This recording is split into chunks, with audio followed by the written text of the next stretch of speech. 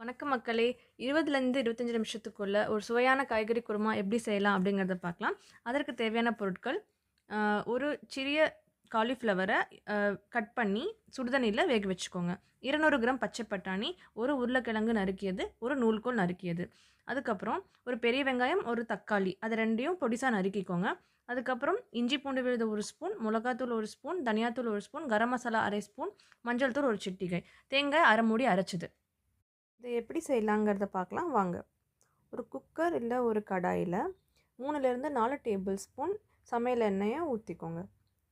எண்ணெய் நல்லா சூடான வரைக்கும் வெயிட் பண்ணிட்டு, நீல வாக்குல நறுக்குன ஒரு பெரிய வெங்காயத்த அந்த எண்ணெயில போட்டு வதக்கணும்.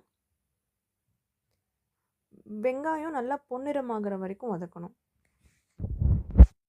இந்த குருமால நாங்க காலிஃப்ளவர், உரிச்ச பச்சை பட்டாணி, நூல்கோல், அதுக்கப்புறம் உருளைக்கிழங்கு ஆட் பண்ணியிருக்கோம். நீங்க உங்களுக்கு பிடித்தமான எந்த காய்கறிகளையும் ஆட் பண்ணிக்கலாம். கேரட், பீன்ஸ் அதெல்லாமுமே யூஸ் பண்ணலாம். இது குருமா வந்து சப்பாத்திக்கு ரொம்ப நல்லாயிருக்கும். சாப்பாட்டுக்குமே ரொம்பவே நல்லாயிருக்கும். நல்லா வெங்காயம் பொன்னிறமா நறுங்குனதுக்கப்புறம், ஒரு பழுத்த தக்காளிய பொடிசா நறுக்குனதையும் இந்த வெங்காயத்தோட சேர்த்து நம்ம ஆட் பண்ணிடணும். இந்த வெங்காயமும், தக்காளியும் நல்லா எண்ணெயில வதங்கணும்.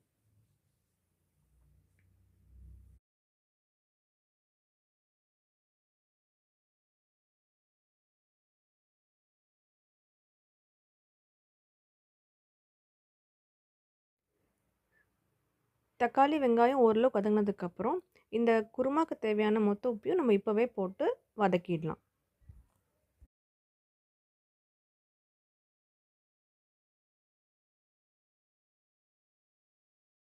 வெங்காயம், தக்காளி நல்லா வதங்குனதுக்கப்புறம், 1 ஸ்பூன் இஞ்சி பூண்டு விழுது இதோட ஆட் பண்ணிடணும். அதையும் நம்ம நல்லா வதக்கணும்.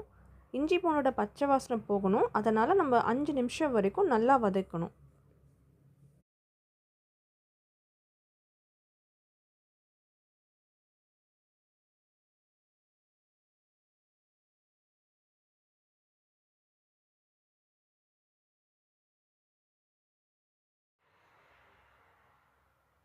இப்போ நம்ம ஒவ்வொரு காய்கறிகளா நான் ஆட் பண்ணலாம். முதல்ல நூல்கோல், அதுக்கப்புறம் உருளைக்கிழங்கு நான் ஆட் பண்றோம். அத இந்த மசாலாவோட நல்லா வதக்கணும். இப்போ நூல்கோலும், உருளைக்கிழங்கையும் வதக்குனதுக்கப்புறம், நம்ம பச்சை பட்டாணிய வதக்கிடலாம். காலிஃப்ளவரை மட்டும் கடைசியா வதக்கிக்கலாம். ஏன்னா, அது ஆல்ரெடி சுடுதண்ணீல நம்ம 10 நிமிஷம் வரைக்கும் வேக வச்சுருக்கோம்.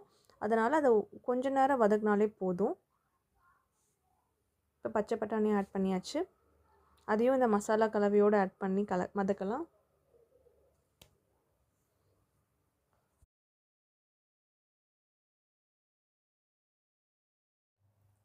இப்போ இந்த கலவையோட மசாலா பொருட்களை ஆட் பண்ணிடலாம்.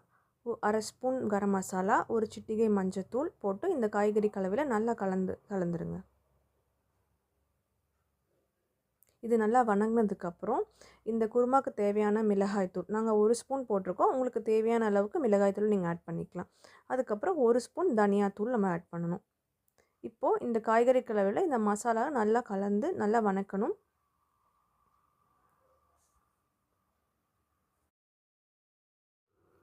இப்போது நம்ம வேக வச்சு கட் பண்ணி வச்சுருக்கிற காலிஃப்ளவரையும் இந்த வெஜிடபிள்ஸோடு ஆட் பண்ணி நல்லா வதக்கலாம்.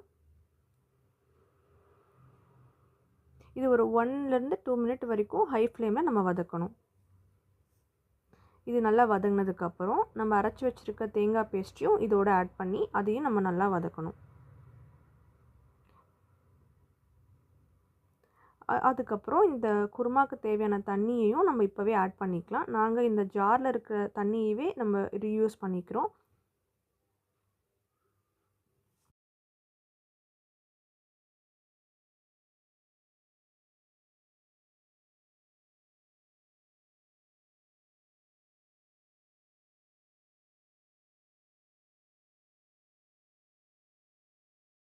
இப்போது இந்த குருமாவை நல்லா கலந்து விட்டதுக்கப்புறம் நம்ம கட் பண்ணி வச்சுருக்க கொத்தமல்லி தலையும் இதில் போட்டு ஆட் பண்ணிவிட்டு இந்த குக்கரை மூடி 3 விசில் வர வரைக்கும் விட்டுறணும்.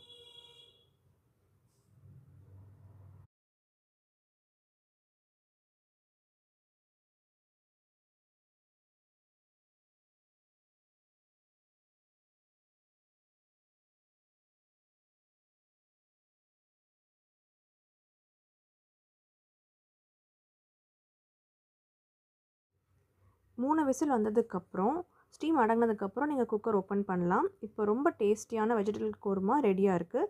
இது தோசை, சப்பாத்தி, ரைஸ் எல்லாத்துக்கும் ட்ரை பண்ணலாம். செஞ்சு பார்த்துட்டு எப்படி இருந்துச்சுங்கிறத எங்களுக்கு ஃபீட்பேக்காக சொல்லுங்கள். தேங்க்யூ.